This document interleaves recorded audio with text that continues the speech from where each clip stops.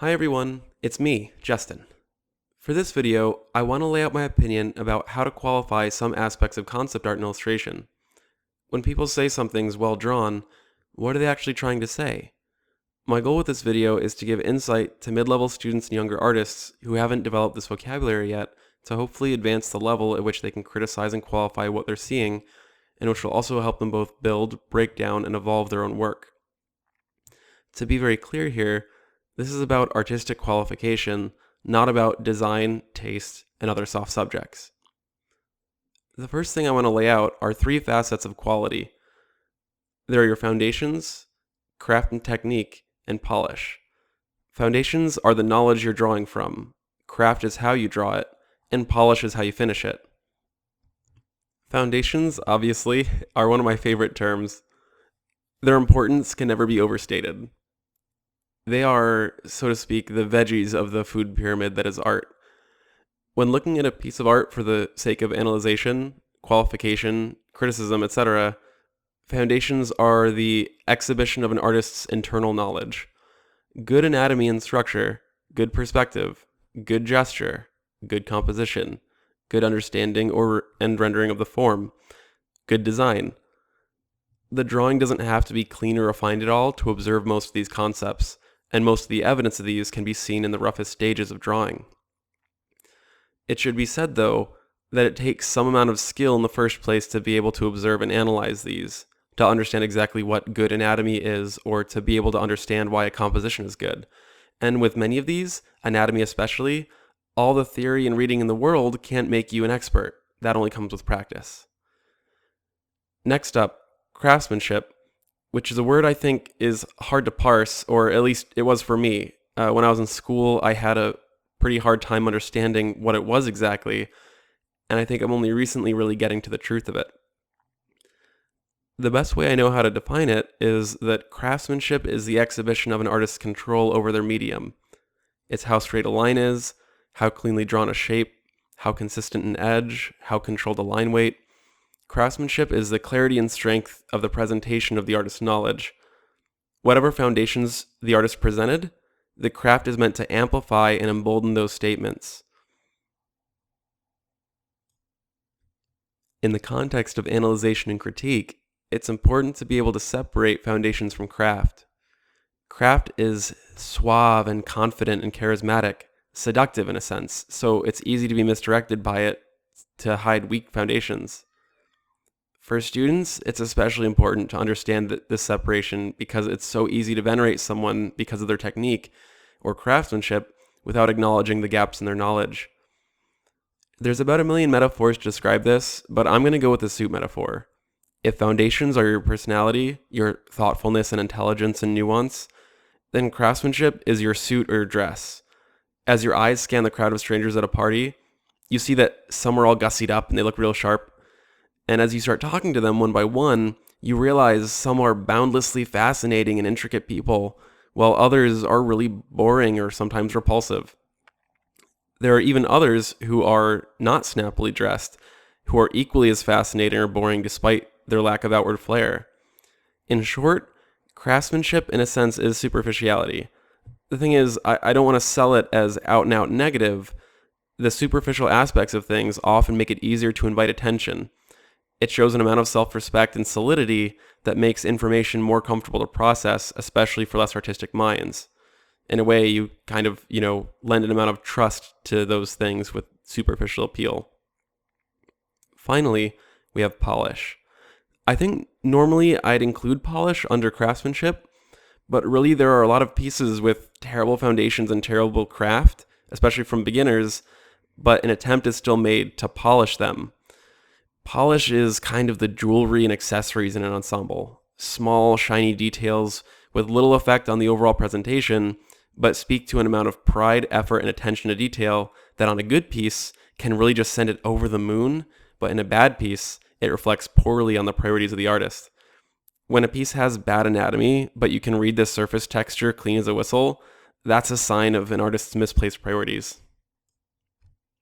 For the purpose of analyzation and critique, it's paramount to understand that polish is not a replacement for content. The quality of an image has nothing to do with how detailed it is. A bad image is detail rich and content poor. Polish is a statement of pride. It may not be an honest pride, but it declares that a drawing or piece has importance. Defining nothing about the content or construction of an image, its purpose is merely to attract and occupy the viewer's eye more than their mind. I wanted to share this opinion because the industry right now is very saturated with technique or craft heavy and polish heavy folks, but as will always be, it's very light with foundation heavy folks, especially for students. It's so incredibly easy to be led to think from one place or another that craft and polish are the only keys to success, but that really isn't the case. Success may certainly be found there, but it's fleeting and there's a ceiling to it. To be more blunt, if you're someone who measures success by how much money you make or how fast you work, then you can subsist just fine on craft and polish with a modest fundamental skill set. However, if you draw because you love drawing and your fulfillment is more with your abilities as an artist than a financial accomplishment, you really want to focus on fundamentals, but you should understand that craft and polish do have roles to play and that they can make your work more accessible and marketable to others. To frame it in one more metaphor, cake. Foundations are the batter, the substance, the vehicle. Frosting and shaping give value to the cake's presentation, and polish are the candles and other decorations. A cake that is mostly frosting is extremely sweet and may look great to passersby, but also is not structurally sound. When people bite into it, they're left wanting something more substantive. Putting a candle on top of a shitty cake makes it no less of a shitty cake. Foundations ensure your cake is meant to be eaten and enjoyed more than looked at. But let's be honest, a pretty cake is a pretty cake, right? Anyways, so that's that. I think in a future video, I will probably address something very similar in more of a chalkboard or lecture fashion where I can use visual examples. But I have this recording that I wanted to share with you, and talking just about the process of the video itself is kind of boring. You can see some examples, like the care that I take in doing the line work, which is abnormal for me. It's really something that I'm learning to be more judicious about. That's an example of adding craft, or like the small little glints and reflections I add towards the end.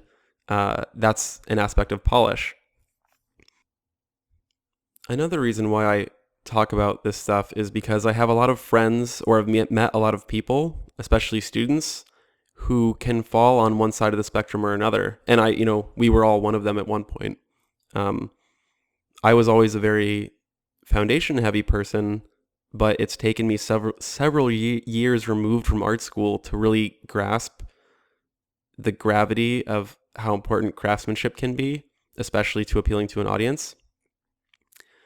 And I've seen a lot of students who are kind of the opposite, who are kind of stuck in their artistic development because they focus so much on craft, on technique, but they don't really focus on fundamentals. And in a way, I don't think they can actually see that. So in a way, I mean it as a warning to both sides, where if you're someone who obsesses over the clean quality of your images, but you're finding it hard to get work or like attract a higher level of attention, it may be good to evaluate your fundamentals, and vice versa for people who are like me, who were super fundamentals focused and thought that craftsmanship was a whole bunch of bunk. While fundamentals are insanely important, you really should take the time to make sure that your content is being told in the cleanest and most eloquent way that it can be. Because I definitely have known people as well who have trouble. They have a large amount of skill, but have a lot of trouble selling their work because there's that lack of appeal for outside parties. Like it lowers the threshold of initiation to have well-crafted artwork. And that about wraps it up. Thank you so much for watching this video. I hope you could glean something from it. And be sure to subscribe or follow me on Twitch or Twitter or any of the other myriad of places that I call home on the internet. Thank you very much.